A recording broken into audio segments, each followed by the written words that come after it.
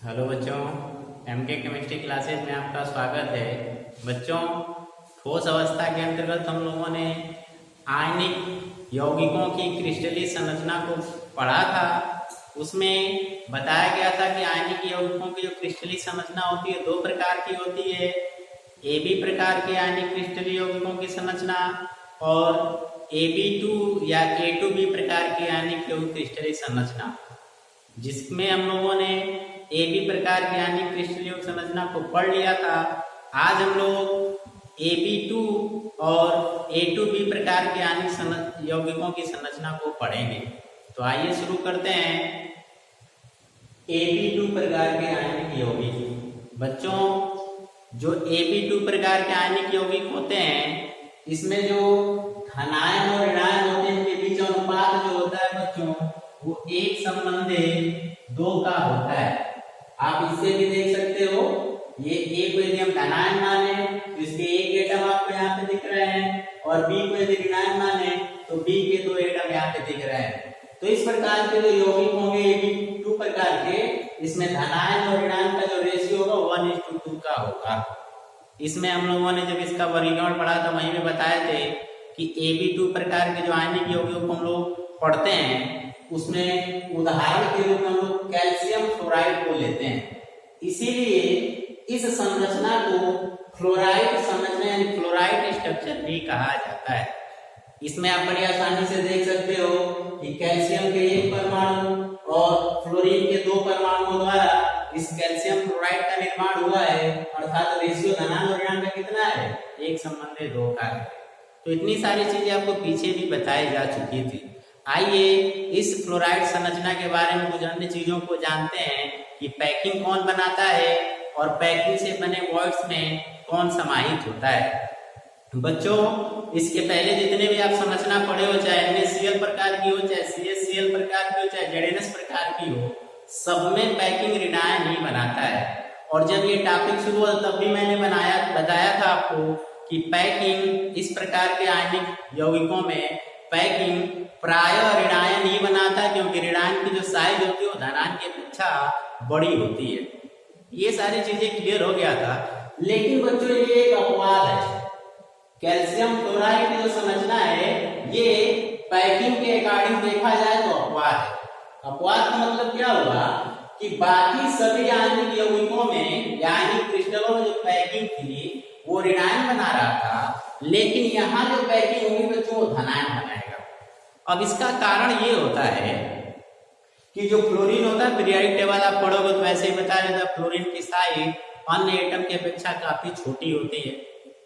तो ये जो फ्लोराइड आयन भले ही इलेक्ट्रॉन ग्रहण कर रहा हो, लेकिन फिर भी इसकी जो साइज है वो कैल्शियम आयन की अपेक्षा छोटी होती है। यही कारण है कि यहाँ पे पैकिंग ऋणायन न बना के बल्कि धनायन बनाता है। तो परीक्षाओं में बहुत बार पूछा जाता है कि किसी ऐसे आयनिक यौगिक का उदाहरण बताइए जिसमें पैकिंग यानी संकुलन धनायन बनाता है। तो ज्यादातर लोग इस प्रश्न को छोड़ देते हैं, नहीं कर पाते, जो उनके दिमाग में होता है कि क्रिस्टलों में पैकिंग तो ऋणायन बनाता है, धनायन किसे बनाता है। तो यही है बच्चों, जो फ्लोराइड प्रकार के जितने भी यौगिक होंगे सब में पैकिंग धनायन ही बनाता है। तो इसको आप जरूर टिक कर लेंगे, इंपॉर्टेंट है ये कि इसमें पैकिंग धनायन बनाता है। तो यदि हम लोग CaF2 लें जिसमें धनायन कौन है, कैल्शियम आयन, तो CaF2 में पैकिंग कौन बनाएगा बच्चों, कौन बनाएगा, कैल्शियम आयन बनाएगा।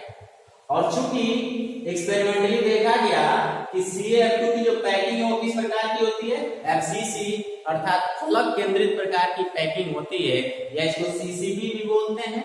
ठीक है, तो फलक केंद्रित पैकिंग आपको पीछे इतनी बार बताया होगा कि आपको याद हो गया होगा कि फलक केंद्रित पैकिंग में जो एटम होते हैं वो कहाँ होंगे बच्चों, क्यूब के यानी घन के केंद्रों पे और फलकों के केंद्र पर, सॉरी घन के कोनों पे और फलकों के केंद्र पर।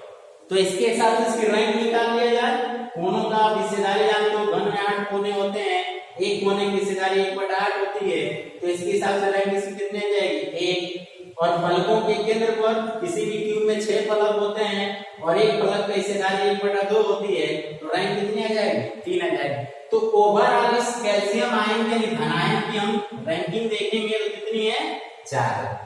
तो प्रति इकाई सेल जो रैंक होती है वही संख्या को प्रति इकाई पर यूनिट सेल भी हम लोग बोलते हैं। तो कैल्शियम आयन इस CaF2 के एक क्यूब में कितना बैठेगा 4 एटम इसके आएंगे, 4 आयन भी उसमें आएगा। तो रैंक इसकी 4 हो गई। वैसे भी आपको पता है कि FCC पैकिंग जो होती है उसकी रैंक 4 ही होती है। ठीक है, तो सारी चीजें एक दूसरे से जुड़ी हुई हैं। अब रेडायन का जरा देख लेते हैं, इस क्लोराइड आयन का देख लेते हैं। तो अभी मैं बता रहा था कि एक पैकिंग बनाएगा तो एक वर्ड्स में समाहित होगा। तो यहाँ पे पैकिंग धनायन अर्थात कैल्शियम आयन बना रहा है, तो जो रेडायन अर्थात जो क्लोराइड आयन है तो कहाँ समाहित होगा, रिक्तियों में समाहित होगा। अब जानने वाली बात है रिक्ति कौन सी बनेगी। तो आप बताओ कि कैल्शियम आयन यदि 4 है तो इसमें के साथ जो क्लोराइड आयन है उसके डबल के रेशियो में जुड़ा हुआ है। तो क्लोराइड आयन कितना होना चाहिए 8 होना चाहिए। और ये मैंने आपको बताया था कि किसी भी पैकिंग में जो वाइड होते हैं वो कौन से दूने बनते हैं। पैकिंग में आप देख लो 4 एटम आ रहे हैं, 4 आयन आ रहा है, तो उसमें वाइड कितने बनेंगे 8। इसके लिए मैंने बताया था कि चतुष्फलकीय रिक्ति होती है। चतुष्फलकीय जो पैकिंग वाला एटम होता है उसकी रैंक के डबल बनता है। और कैसे बनता है ये भी बताए थे कि बॉडी डायगोनल पे बनता है। और एक क्यूब में जो बॉडी डायगोनल होता है बच्चों 4 होता है, और एक बॉडी डायगोनल पे 2 चतुष्फलकीय रिक्ति बनती है। तो कुल चतुष्फलकीय रिक्तियों की संख्या कितनी हो जाएगी बच्चों, एक क्यूब में 8। कुल चतुष्फलकीय रिक्ति कितनी हो जाएगी 8। और यहाँ पे लिखा हुआ जो रेडायन होता है सभी चतुष्फलकीय रिक्तियों में होता है। तो कुल मिला के रेडायन इस क्यूब में कितना आएगा 8 आएगा। कैसे, जो बॉडी डायगोनल होता है बच्चों ये क्यूब के अंदर होता है। ठीक है, इस प्रकार से ऐसे 4 बनेंगे कुल, तो क्यूब के अंदर होता है। तो जितने भी वॉइड होंगे सब क्यूब के अंदर होंगे, अर्थात जितने भी फ्लोराइड आयन रेडायन होगा सब क्यूब के क्यूब के अंदर जो वॉइड उसमें होगा। तो इसके हिसाब से इसकी रैंक निकालेंगे, यानी प्रति इकाई सेल तो संख्या कितनी आ जाएगी 8 आ जाएगी।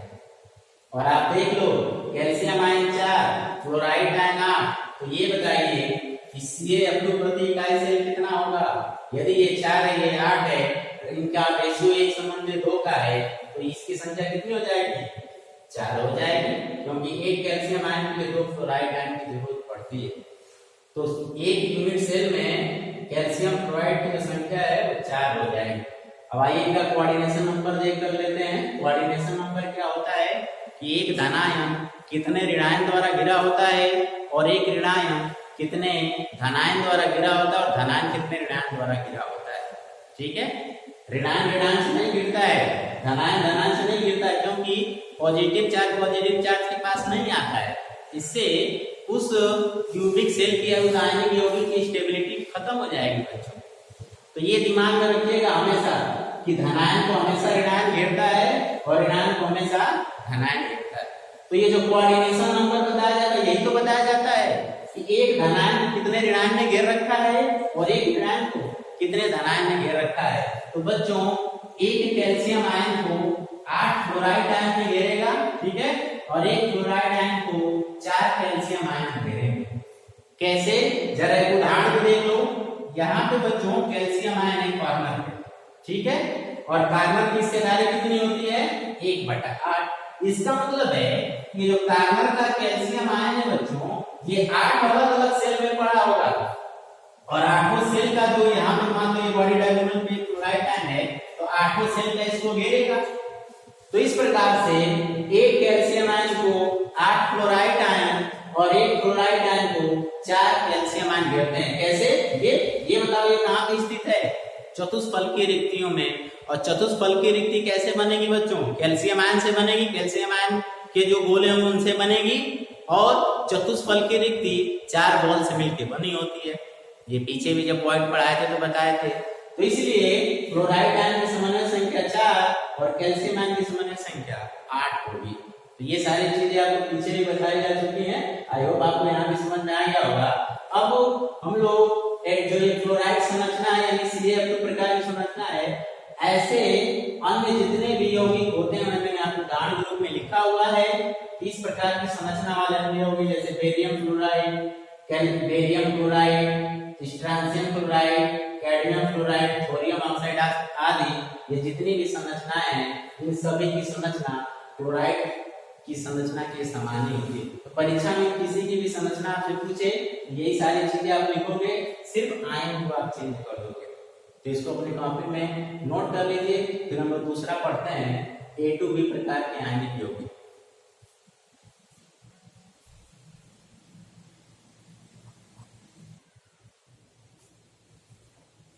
चलिए स्क्रीनशॉट आपने ले लिया होगा। अब हम लोग दूसरा प्रकार पढ़ लेते हैं, A2B प्रकार के आयनिक यौगिक। इसमें आप देख सकते हो कि जो धनायन होगा वो 2 होगा और जो ऋणायन होगा वो 1 होगा। अर्थात धनायन और ऋणायन का जो रेशियो वो कितना होगा बच्चों, 2:1 का होगा। ठीक उसके उलट, किसके, AB2 के ठीक उलट होगा।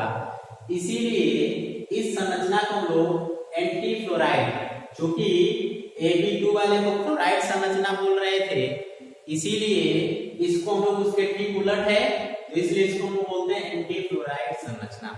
तो वहां पर हम लोग फ्लोराइड संरचना पढ़े थे और यहाँ पे हम लोग एंटी फ्लोराइड संरचना को पढ़ेंगे।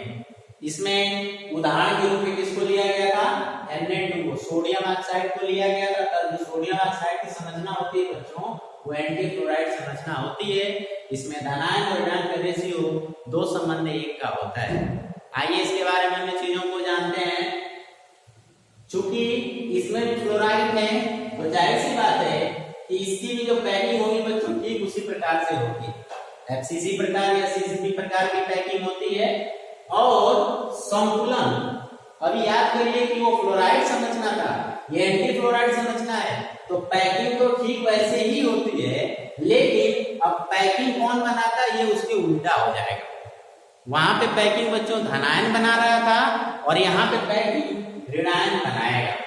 ठीक उसी प्रकार जैसे फ्लोराइड संरचना को छोड़ दें वो, तो बाकी जो अन्य संरचनाएं पढ़े थे, जिसे मैंने बताया था कि पैकिंग ऋणायन ही बनाता है, ठीक उसी प्रकार यहाँ भी पैकिंग ऋणायन ही बनाता है।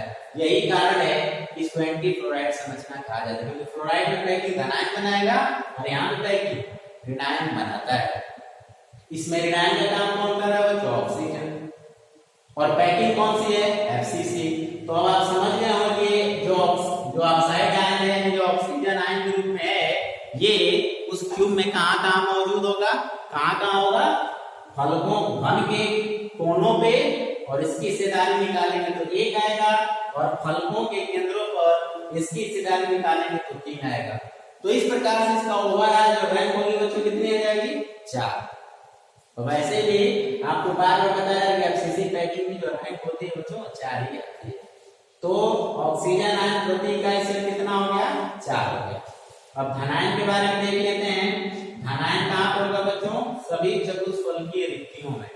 कहाँ पे होगा, सभी चतुष्फलकीय रिक्तियों में। और अभी मैं बता रहा था चतुष्फलकीय रिक्ति कितनी बनती है, 8 बनती है। तो इसका मतलब ये हुआ कि जो सोडियम आयन है ये प्रति इकाई सेल कितना आएगा, 8 आएगा, क्योंकि चतुष्फलक की जितनी भी रिक्तियां 8 बनती है सभी क्यूब के अंदर बनती हैं, तो पूरा का पूरा क्यूब के अंदर ही रहेगा, तो प्रति इकाई सेल इसकी संख्या हो जाएगी 8। तो इस प्रकार से Na2 को प्रति इकाई सेल निकाला जाए कितना आएगा, 4, क्योंकि एक ऑक्सीजन 2 सोडियम से क्रिया कर रहा है। तो इस तरीके से 2:1 के अनुपात में क्रिया करेंगे तो ओवरऑल इस Na2 को सोडियम ऑक्साइड की रैंक आएगी तो कितनी निकल के आएगी, 4 निकल के आएगी।